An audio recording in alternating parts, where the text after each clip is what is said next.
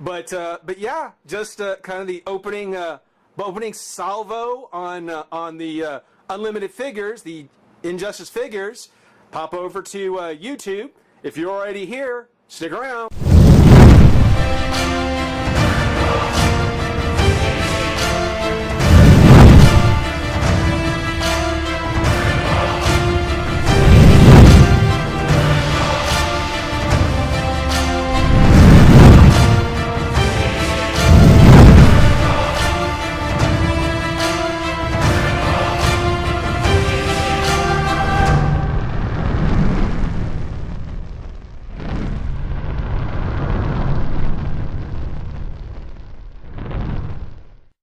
Hey, friends and revolutionaries!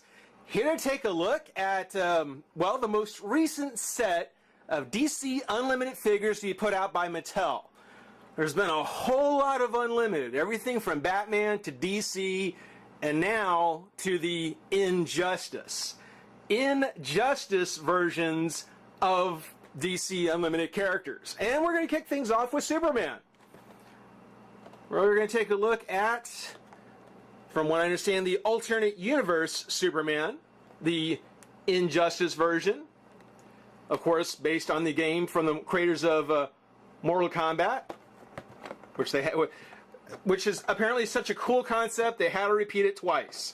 These figures feature designs based on an exciting new game from DC Comics from the creators of Mortal Kombat, Injustice: Gods Among Us. I haven't played it yet. I've got it. I haven't played it yet. But got some friends who have. They've raved about it, talking about how great it is. I've seen various reviews. I've watched clips. Figure it was time that if I'm going to go ahead and do a review of the figure, I should probably play the game and see what I think. So far, yeah, things are looking good. I mean, this is a great looking figure. I love the design on this.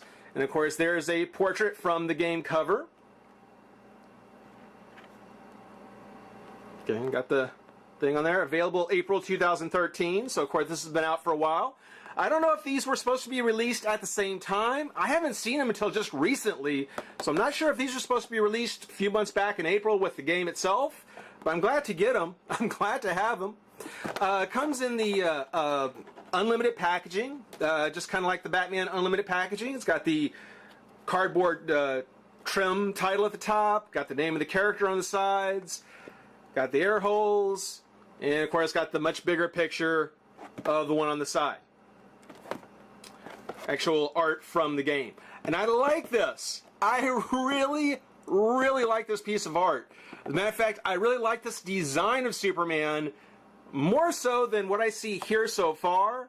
For one reason, can you guess? Can you guess? Yeah, he's got a belt. He's got a gold belt. So the belt on the suit here really looks good. It really looks like it had something. Not on here. Don't see it on here. So I'm gonna have to pop it open and see what we think. But yeah, with the other figures from Unlimited, apparently, or Injustice, there's the Injustice Joker, which I got, and then the Injustice Green Lantern, which I think is actually coming soon. I don't think he's actually out yet. I checked Big Bad Toy Store and I didn't see him available. I think he's still coming soon. So we'll get to him eventually, but Superman, Joker, and then one other, you probably know who it is. We'll talk about him when we get there. But yeah, no write-up about the character, no details about who he is, other than the Injustice Superman. But his real name, just in the regular universe, is Clark Kent / Kal-El. Occupation journalist, hero, and from what I do know, High Counselor. This is the High Counselor, Earth Overlord, the Overlord of Earth. Which, if that was actually on the packaging, this would be worth keeping in pack. If they actually specified that this was the Overlord of Earth version of Superman, yeah, that's why you keep those kind of figures in pack. But it doesn't say so. Doesn't say High Counselor. Doesn't say, Earth Overlord. Just that location, Metropolis. Powers, abilities, and skills, strength, speed, invulnerability, flight, heat vision, x-ray vision, and freeze breath. So, it's Superman. But what makes him the Injustice Superman? Why the change of costume? You have to play to find out, and I'm finding out. I'm going to be finding out. But yeah. What we'll do is we'll pop Superman out of the pack. I may play the game a little bit after I get him open, and we'll be back and take a look. Have some fun. Be right back.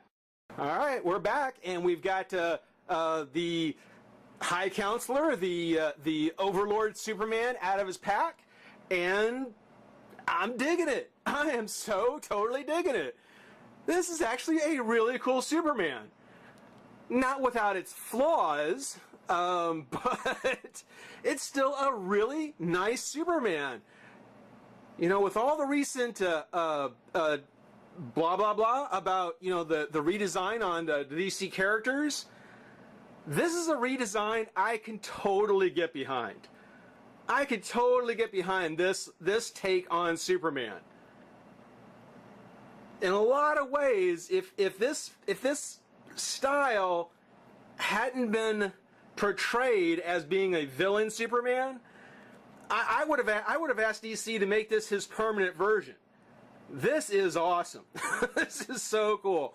I love what they've done with the design. Figure-wise, it's got a few problems. I don't know exactly where it all stems from, but first and foremost, good things. Taking a look, got a nice sculpt on the face. It's got that youthful kind of New 52 face. But it also actually is sculpted on the hair straight back with no curl to kind of match the Superman from the game. Now, they didn't give him kind of an angry face or anything like that. They made him pretty placid. So again, unless you've already played or unless you know ahead of time, you may not quite know that this is the evil Superman. This is from the Evil Dimension Superman, or the spoiler alert, I guess a little late for that, but this is the Superman who kind of took over the world. And it looks good. It's a nice sculpt. It kind of takes that New 52, the more youthful Superman, and just really gives him a great update on a costume. It looks so nice. I especially like, well, a couple of things I like. I especially like how for his shield, they've given him this larger shield, but it doesn't take over completely. I mean, it's certainly very prominent on his chest, but not as just the shield, but as the border, that red border that's running around it, that darker border that goes around. I mean, it's taking up pretty much the entire front of his chest, of his front torso, but it's not all shield. It's not all Superman logo. I mean, it's there, and it is pretty big, but really, it's just framed in this nice darker red that looks so good. I love that touch of them kind of adding something that making it come all the way down like this. That just looks cool. That really does.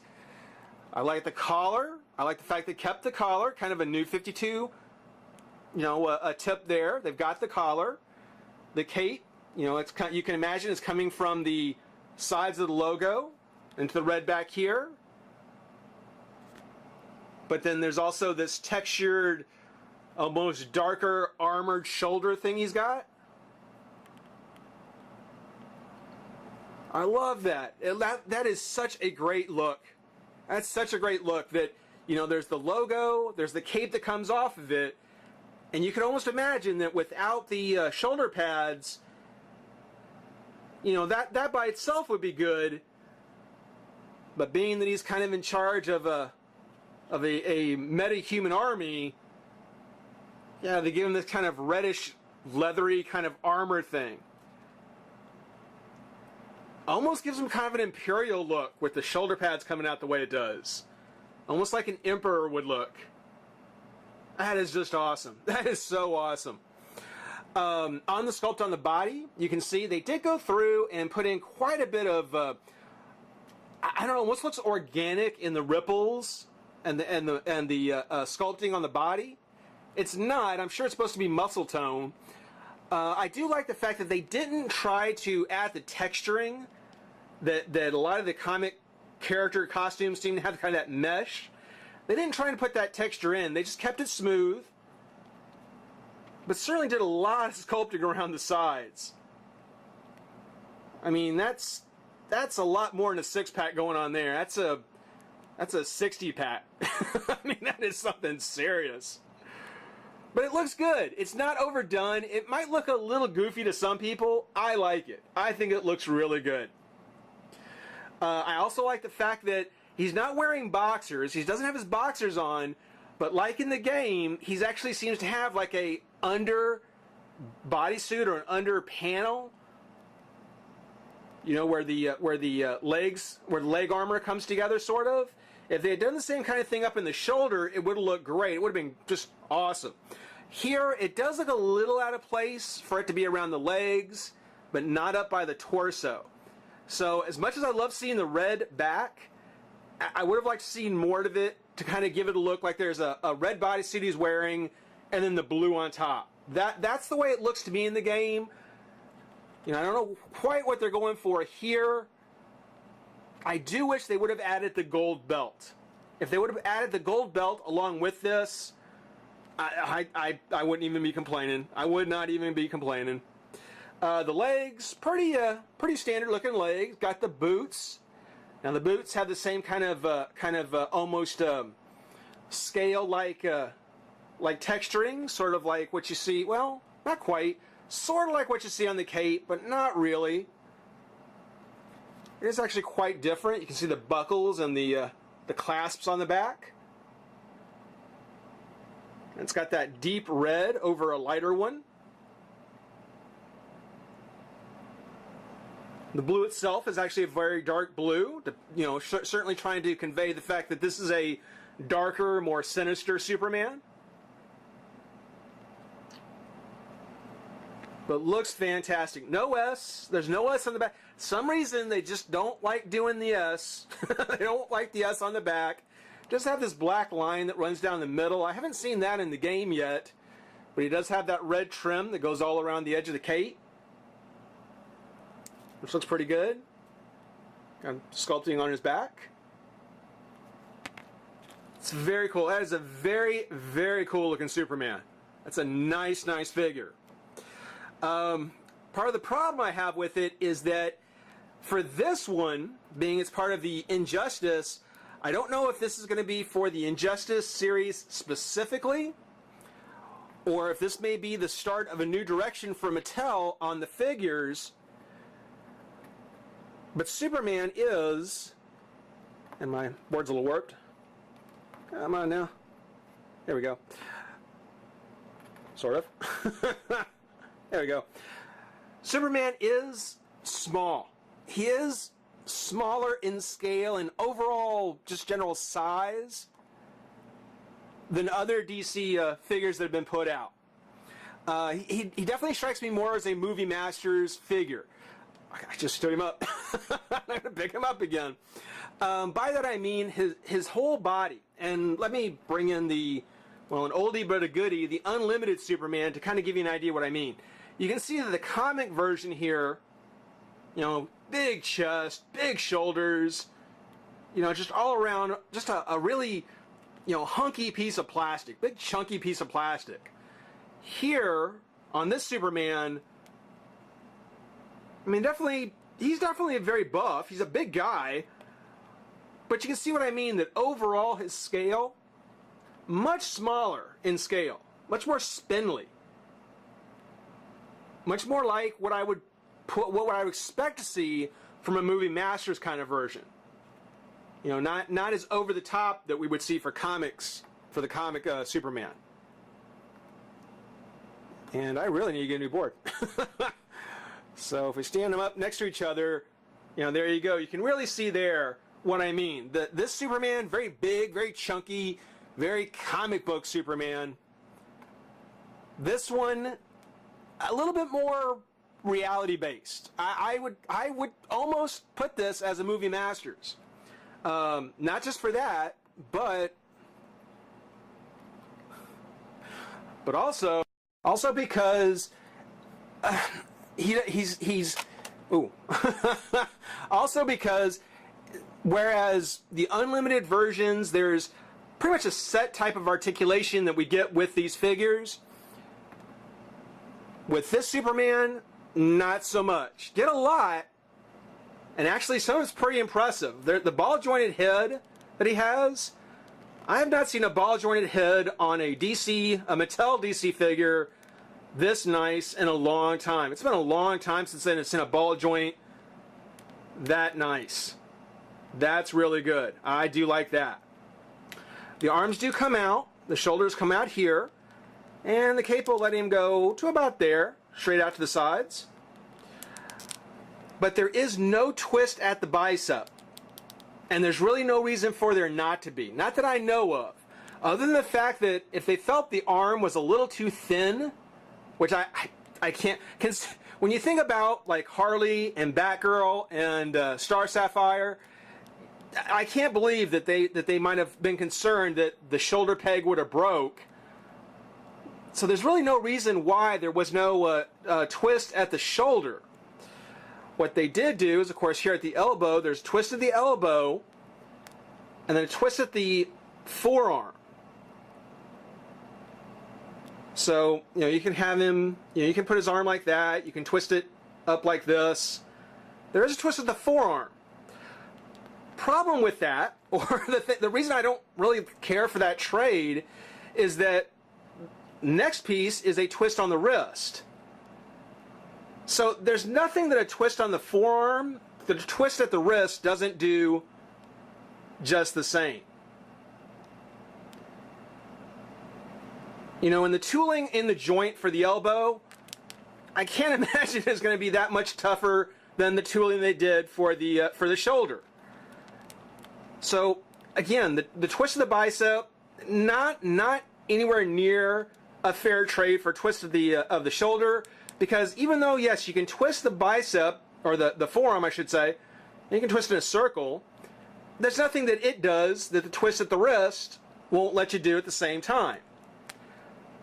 Plus, even though he's got a twist in the shoulder, or in the elbow, he can't close his arms across his front.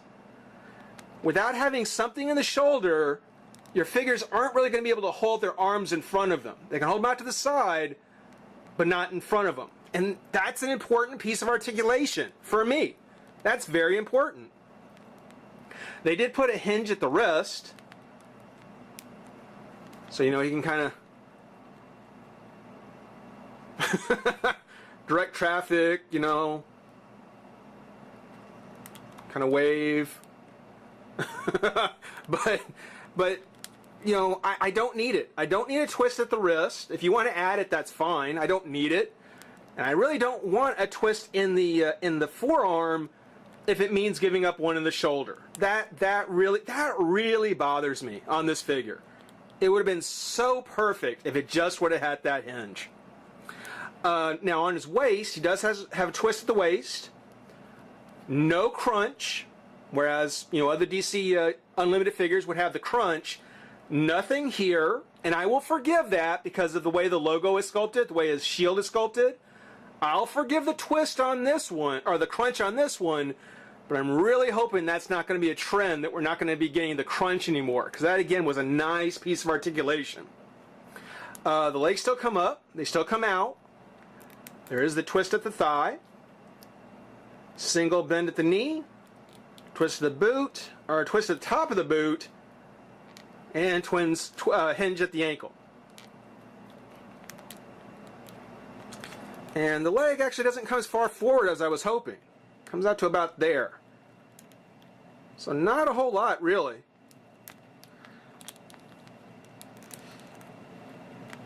Now, as I said, this is from the Injustice series of figures. There is the Joker, Green Lantern, and one other. You may know who it is. I don't know if this is just going to be for this particular line to kind of set it aside from the other DC Unlimited figures. I don't know. If so, that's fine. That's great. I don't mind. But I'm really hoping this won't be the standard by which we start to see kind of the other Mattel figures, the other DC figures. And if so, at least bring us back to shoulder articulation. That's all I ask. But otherwise, a great figure, a great Superman. If you can find him, pick him up. He's totally cool. And as far as the game goes, well, I'm not going to say anything here. I'll give you my thoughts as we go through the rest of the Injustice figures. But for now, hope everybody enjoyed watching. Rate, comment, subscribe, join the revolution. We'll see you soon. Bye-bye.